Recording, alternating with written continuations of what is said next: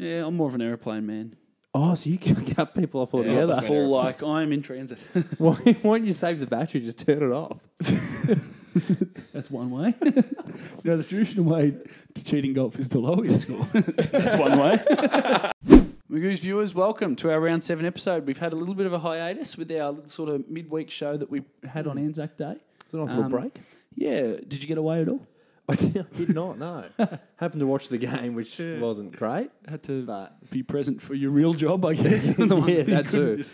Just get away. Yeah, so you did go to Anzac Day. How did you find that? Awful. Okay. There's no other way around that.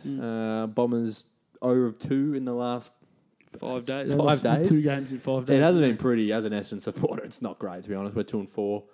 I've sort of accepted that we're maybe not as good as what we are. So that, therefore, if we do start winning, I'll be happy. I'll be happy about those wins. Just remember who told her that Essendon wouldn't make the finals. Yeah, Just remember that. my brother wasn't confident about us making the finals. Oh, you mean you? Yeah. It's the Oracle. Okay, yeah. The Oracle. The Oracle. The Octopus. Well, I also had Richmond finishing 7th, and they're obviously going to finish top. So they look good too. They actually deserve it as well. They're playing. They're actually like, it's sort of painful to say, but they're actually like a really good side now. Like, I mean, so obviously last year they finished in a flow, but they look like they could win at any time. Like whenever they want to, they can just sort of put their last 2 games. Both those clubs against them were with them right until and were good enough the fourth quarter. Good enough to be with them, and were pressing them. And then they just go flick a switch. Yeah, and that's the end. Unlike your boys sitting 0-6. Yeah, we don't like to touch on them, but I'm sort of happy to venture into this space this week because I've sort of. It might sound a bit strange. I mean, I've been a long-term Carlton supporter, a long-term Carlton member, and I feel more engaged and invested now than I can remember. I feel like now, and I mean, obviously 0-6 is the worst start in the club's history, but I'm feeling now like it's right. We've got backs against the wall now, so we're like, the first couple of weeks I was a bit shitty with them. They didn't play overly well, and I was critical of Mark Murphy and all those sort of things. But I look at it now, and I mean, obviously, I'll just run through a few names: Patrick Cripps, Fisher, Charlie Curnow, Paddy Dow, Sam Petruski-Seaton, Caleb Marchbank, Harry Mackay, Lockie O'Brien. All these guys are like 22 and below. Yeah. And like, yes, the top end talent's not there, and that's obviously you're missing.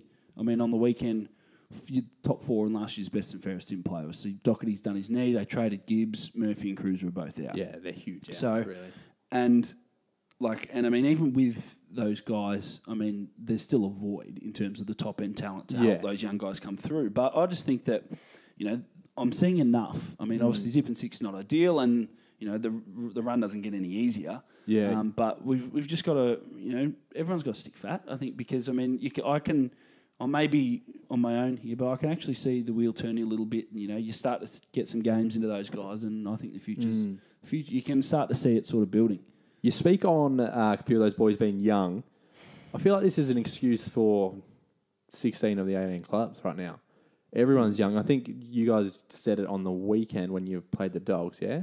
Yep, last Friday. The Doggies won. Yeah. They were younger than your team that you fielded. So that... I think that, I mean, that stat is not warped because it's true. I mean, but it's some outliers. We've got Cade Simpson and Dale Thomas, so that's like drags us right up in terms of where... I mean, your average age is your average age, but they don't really have that older sort of type. Yeah, as you said, that outliers to drag them up. So. Yeah, it's funny. I was reading something on the AFL app.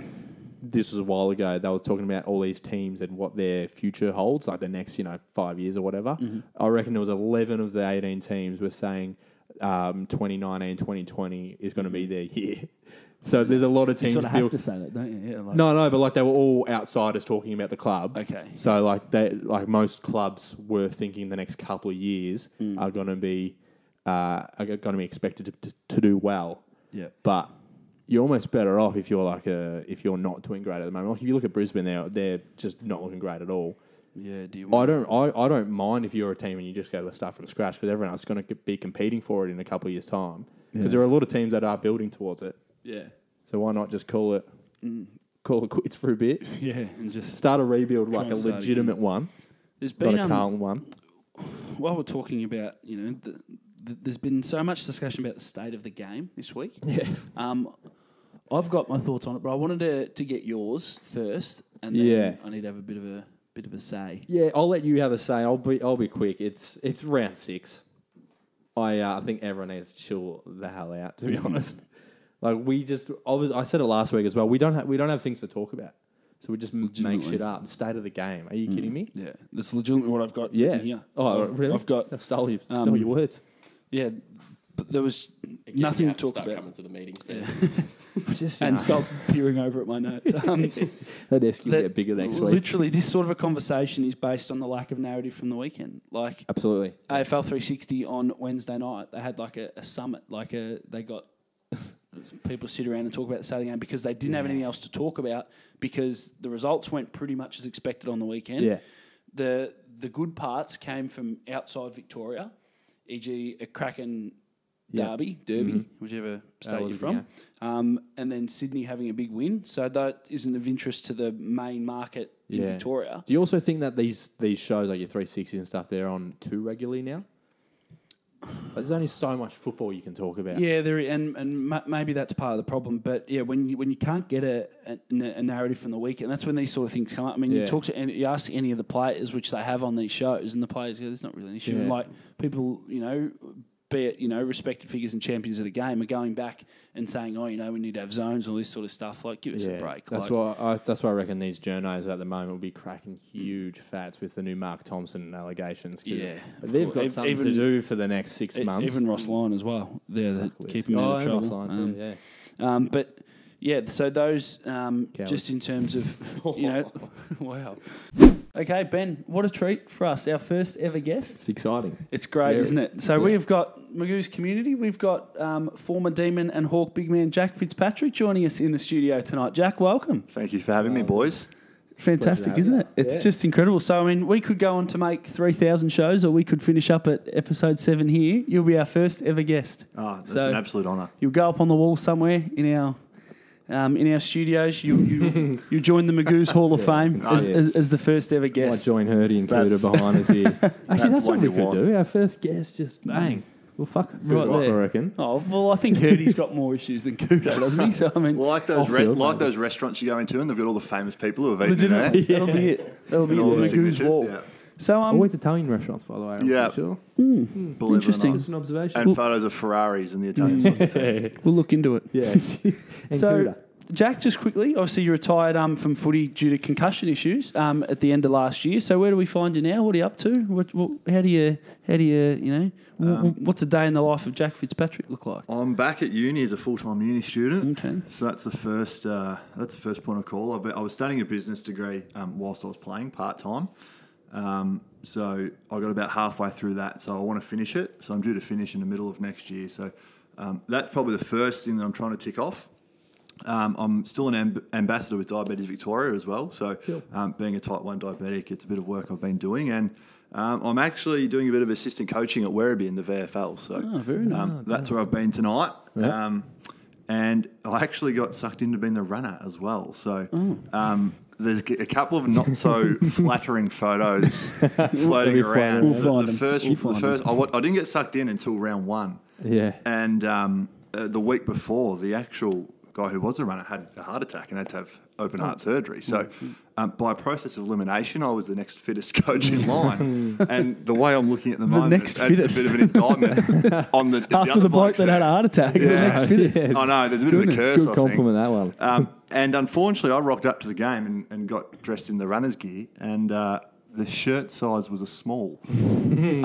So I actually took a selfie, which I'm not overly fond of in the first place, and I sent that to a few friends, but just by chance, a couple of mates of James Frawley, good mate of mine, we all went on his Bucks party last year, and they were at the game. And of course, they saw me wearing the stupid pink runner's outfit that didn't fit. So they've taken a couple of photos, sent it to the Bucks party group chat, and I go check my phone after the game, and there's about 75 messages of me just absolutely coughing it. You got to cop it out. And rightfully so. Yeah, don't worry about that. So. But so that's what's filling most of my time. Nice. Running.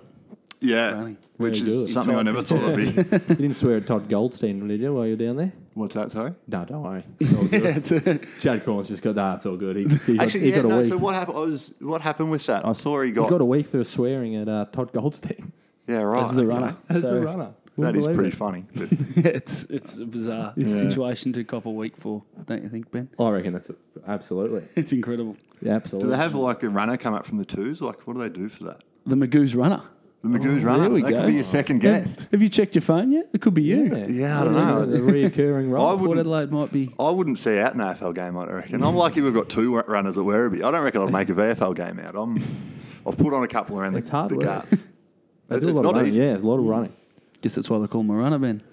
Yeah, moving on. So, did you want to start with some Twitter? A couple of questions coming from Twitter. So we were able to, on our official channels, we advertised to our people that you were coming along. I saw that you retweeted that, and obviously added a few more people into our community, which was fantastic. But we've picked out the best couple of questions that we had from people who enjoy the show regularly. So Matt Hillman, at Matt Hillman 22, he's a regular contributor. He's a big Demons man. G'day, Matt. And he said that he's seen you a couple of times out at Moonee Valley, and in an ideal world, what would you rather win, an AFL flag or own a Melbourne Cup winning horse? Oh, that's a good question. If you had asked me 12 months ago, my answer might have changed, but now I'd say AFL flag. Might have something to do with the fact that having been forced to retire, I now will never get that chance. Mm-hmm. Whereas I suppose if anyone can be a Melbourne Cup winner, and it probably doesn't involve as much skill and hard work. Yeah, of course. I love how the question didn't say jockey, just owner. Didn't give you that Not going to option. ride a Melbourne Cup winner. You won't make weight. You don't think on the first Tuesday? doubt it. I mean, stranger things have happened. Have they? Because that would be you're probably right. that would be one of the strangest would things. be You up get there. 6'8" bloke just riding. Imagine I wouldn't be back anything in the Melbourne Cup with a jockey carrying 100 kilos.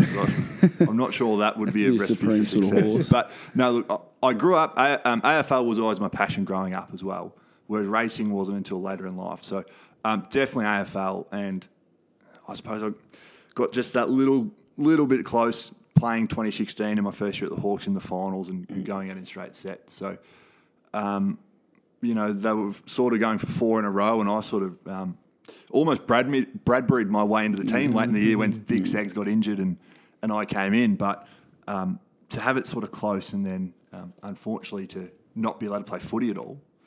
I mean, I never won a flag at junior level either, so I would have even taken one being 35 years old and playing local footy. Yeah.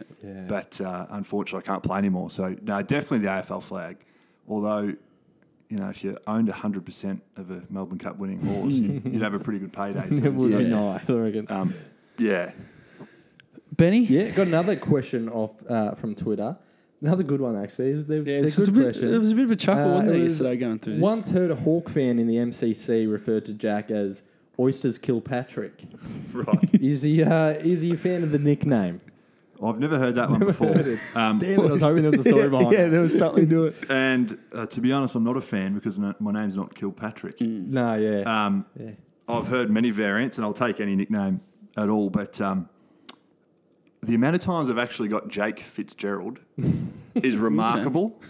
But quite simply, my name's not Kilpatrick, so I don't know if that one will catch on. I'm sorry. That was Sean. Sean said he was the first time tweeter, didn't he? Long time listener, first time tweeter. So thanks for getting involved, Sean. Absolutely. We had Jimmy Plunkett, who wanted to know if there's any chance that you'll back up for another skull off like you did at Moonee Valley at More Stakes Night a few years ago. Funny story with his name.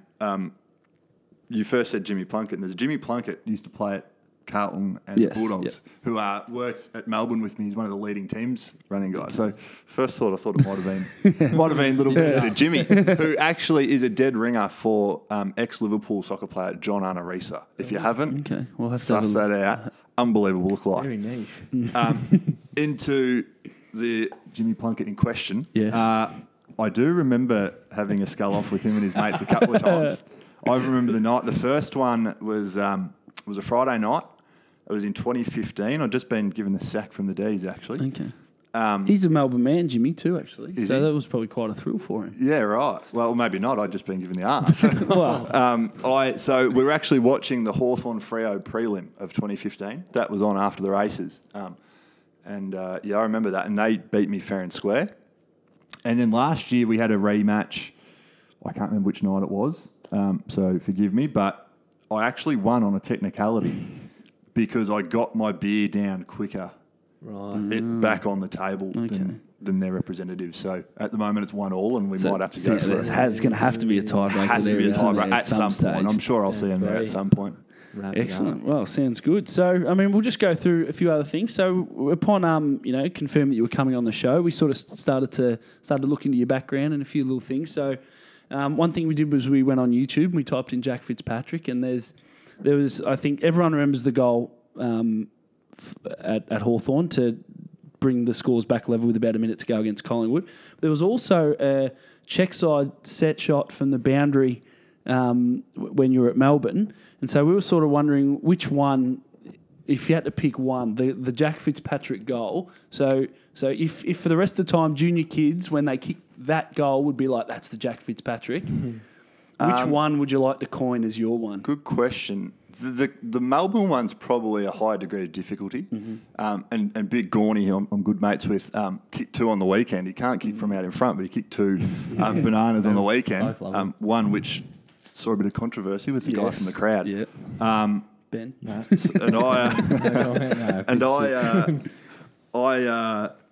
I like to say I taught him that, the banana. I actually think that's probably a harder kick to master, particularly from that pocket of the MCG. I don't know why, but right footers struggle in that part of the MCG for some reason. Yeah. However, the whole circumstance of needing to win to get top 4, last game of the year, first game for the club, all that sort of stuff is probably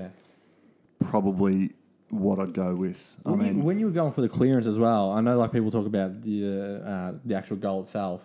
As a ruckman, when you got that ball, were you just surprised that you had so much space? Like, usually you think someone's going to be hot on your... Yeah, luckily I must pump up my own tyres. I am pretty quick. Nice.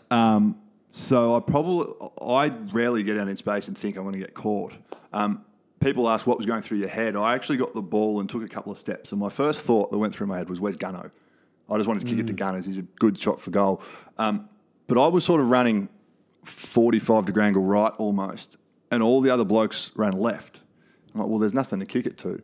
So in the end, I just kicked it along, and it went through. The rest is history. Yeah. So and the rest I've been showing people in pubs for the last 18 months. Absolutely. There's for a free pot. Just before we take a quick break with you, Jack, and we'll get you back to finish off soon, but the celebration from that goal is sort of highly publicised, and I know that on Twitter I've seen, every time it comes back up, Hawthorn put it back out there, and some of your teammates get into you about the celebration. There was this sort of stunned look on your face, as if you were either taking it all in or weren't sure what had happened. Can you talk us through exactly I suppose if you want something done properly, you do it yourself, don't you? Just every day at work, I suppose. No, I get ripped off a little bit by the TV angle. Before it cuts back to me, there was a tiny little fist pump and high five with Sam Mitchell, which is on other angles, but unfortunately it doesn't get shown. But I will say that where I was, it sort of, there were players in my way, so I actually didn't see if it went through initially. It bounced, and then so that was my first one. And then when I realised it was a goal, in my head I was trying to work out, is a draw enough? Do we need to win? Do we lock it down? It was very Alan from The Hangover, just working out. Yeah, it's exactly right. Carry the line. I was like a savant. Just the numbers actually appeared in my head. You're like that. And I actually did hear Wolfmother playing in the background as well, like he was walking down the escalator. So that was what was going through my head at the same time.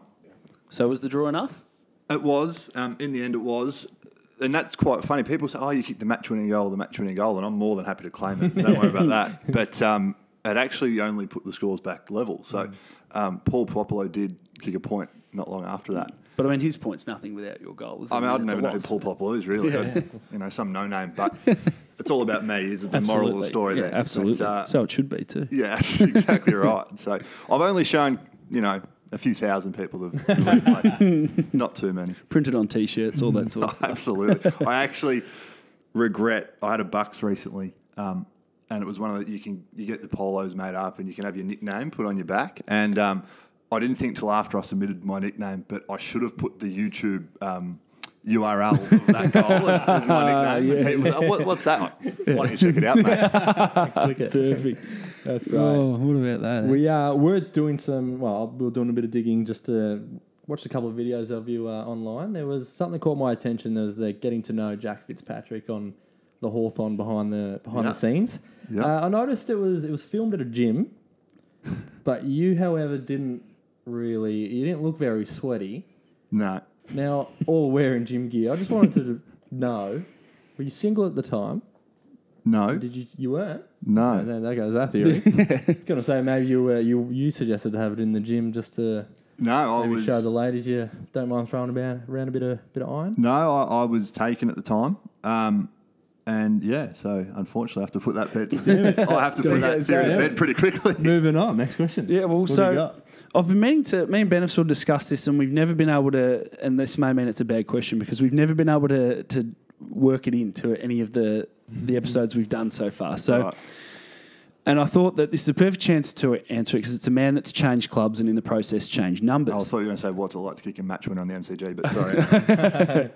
So Bryce Gibbs and Jake Stringer have both changed clubs recently, but their Instagram handles are still their old number. So Bryce Gibbs is at BGibbsy4 and Jake Stringer is still at Jake Stringer9. Yep. And so you obviously changed from Melbourne where you were 48 to Hawthorn where you were 32. Yep. So I'm not sure what your handles were at the time.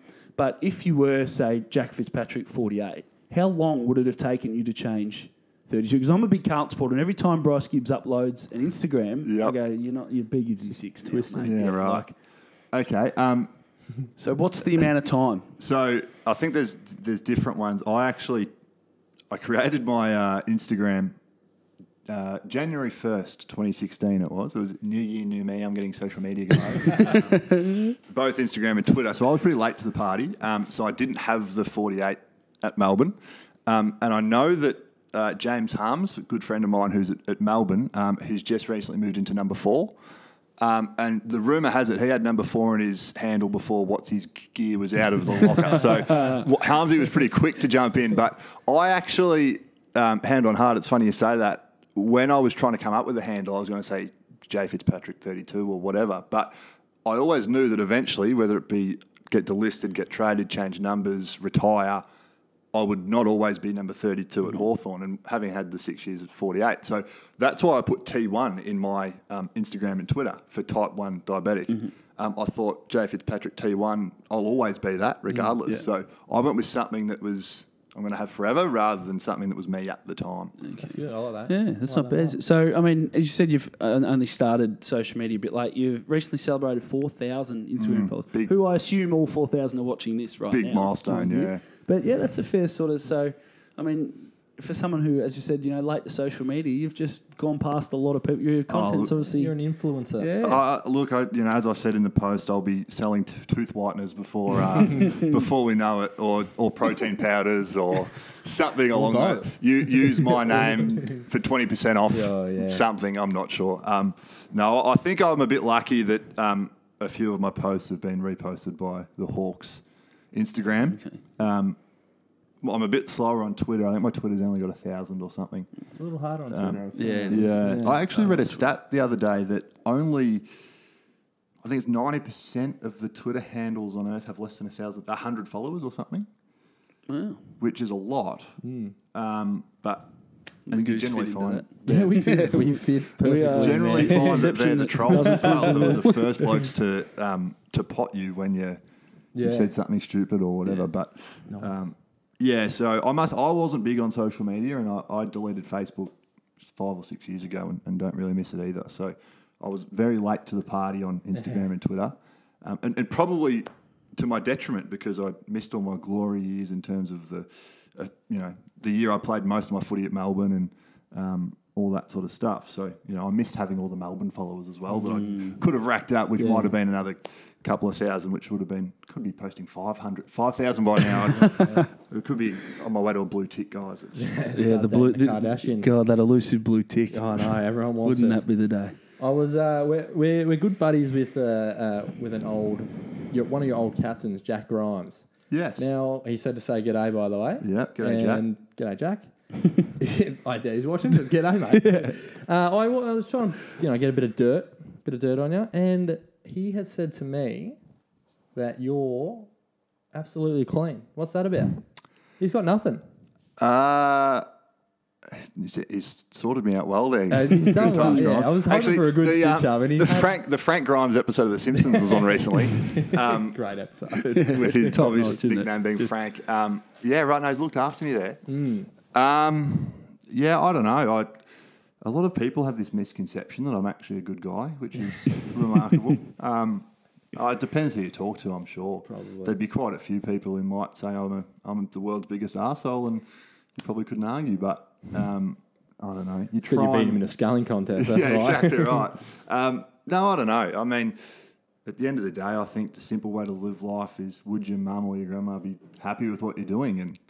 And most of the time they wouldn't be. But, just don't post that on Instagram. yeah, exactly right. Exactly right. So, no, thanks for looking after me, Jack. Yeah, well done, Jack. Yeah. What else? No, I knew I voted for him to be captain for a reason. Finally repaid the faith all these years Absolutely. later. So, I'm just about out of... yeah, we've just about exhausted all avenues, I think, Jack, but thanks for coming on. Pleasure. Thanks for having me. Want to plug or... Any shout? No, you can just do that on his Instagram. His Instagram gets far more reach than this show ever will. I know. Oh, don't sell yourself short. Every journey starts with a small step, boys. That's very true. Very true. Put that on a wall. Yeah. That wall. We'll paint it up there. Okay. Well, Jack Fitzpatrick, thanks very much for joining us on the Magoo's couch. As we said, first ever guest. So no matter what happens over the rest of this show's lifespan, we'll never forget you as number one. Thank you, boys. Much appreciated. Excellent. Thank you very much. Cheers. Thanks, lads. Okay, it's that time now. We thank Jack Fitzpatrick, of course, for joining us. Great interview. Fantastic to have a guest Yeah. here. What a ball. We've gone back to our regular positions. We are looking for more guests. If anyone out there that is reputable wants to come on, not just... Even if you're not that reputable, well, I would, just a profile will be fine. But it's time to get into some of our favourite segments. I'm going to start with my Magoo's moment of the week. Let's bring it. Let's hear it. What do we got? This weekend, so this is a bit of an assuming that he gets through training and plays. He's been named. So Sam Reid of GWS, formerly of the Bulldogs as well, is playing his 50th game this week. It's taken him 9 years to do so, which is just incredible. So 9 years and 247 days since his debut. He is playing his 50th game. There's only been 2 players in history that have taken longer to get to 50 games. So this is a real battle. This is a long term. So good on him. He reluctantly retired in 2013. Apparently, Leon, he still had a year to run on his contract up at GWS. Went and played minor league baseball for a season. Come back, did he? No, did Space Jam. And, no, not quite. Apparently, Leon Cameron said, "Oh, look, Sam, we're not going to be needing you." So he reluctantly retired, stood aside, and then played some NEFL while doing some development coaching, and then earned his way back onto a list. So onto the GWS list. So to put it sort of into context. He was drafted the same year as Callum Ward. They both went to the Dogs together at the same time. Callum Ward is playing this weekend game 199. Ooh. And he's playing game 50. So there's a big, obviously, discrepancy in between. Yeah, so... Good on him for sticking at it. He's had injuries. He's been battling diabetes his whole career too. Yeah. So he's obviously had some setbacks and some ups and downs. He's been obviously moved on from the Bulldogs and then redrafted twice up at GWS. So he's had his... at one stage, he had 1,072 days between AFL games. That's right. I remember hearing that last year. That is just... That's what the Magoo's moment of the week is all about. The mental strength. Good on you, Sammy. Sam Reid of the GWS Giants, we absolutely applaud you for your persistence. And we're thrilled for you to get 50 games. So let's hope for at least 50 more. Good on you. Plenty of footy in you, so well done. Deserved winner, I think. That's very well done by Sammy Reid. It's a great segment, you're right. Well done. So my cane corns of the week for round 7 goes to his very own brother. Keeping it in the family. Chadwick. Chadwick Corns was in the news What's he during up to, the week. Chad? What's he up to? So he's a runner for Port Adelaide, get that, right? Okay, yep. And he's been suspended for a week. A week suspension. For a runner? For a runner. What did he do, push an umpire? No, he hasn't taken someone high, no dirty tackle, nothing like that. He swore at Todd Goldstein. What do you mean he swore at him? How do you get a week for that, Chad? Like, how does... So how does it even happen? It says here on quote on one of the articles that the operations manager Steve Hocking said that Chad Corns had been suspended for his role after he had sworn at North Melbourne player Todd Goldstein at close range. Toddy, mate, just yell it from about 100 metres away. You'll be sweet. Oh, that's great, close range. So, your own brother's getting it. You know, your mum's your dad and your brother is your award of the week. Cane Corns of the week. Chadlick Corns. Chadlick. Oh, there you go. Congratulations, mate. Incredible stuff. Now I think I've seen it all. We have seen it all. So that concludes that segment. Now, what do you reckon, Jake? Yes, it does. I'm still trying to come to terms with the fact that a grown man's been banned for swearing. But so we will go. We're just about finished here, Benny. Yeah. Round 7. Give me a game. What are you looking forward to? Tonight's game is, I know that sounds easy, but GWS versus Sounds Geelong. like a man that's just looked at the fixture. Oh, no, maybe. I reckon it's going to be a cracking game. Geelong keeps surprising us, and GWS, I reckon they're going to bounce back too. Yeah, it should be a good game. I'm going to take West Coast Port in Perth this weekend. I think that is going to be an absolute cracker if last year's finals anything to go by. State, isn't it? It is. That's where the good footy's played, out of Melbourne. Thank you for watching again. Thanks, Jack Fitzpatrick, for joining us. We'll see you again. Thanks, mate. Next week. Everyone see you guys. Take care. You can talk over me the whole time. We do that on purpose.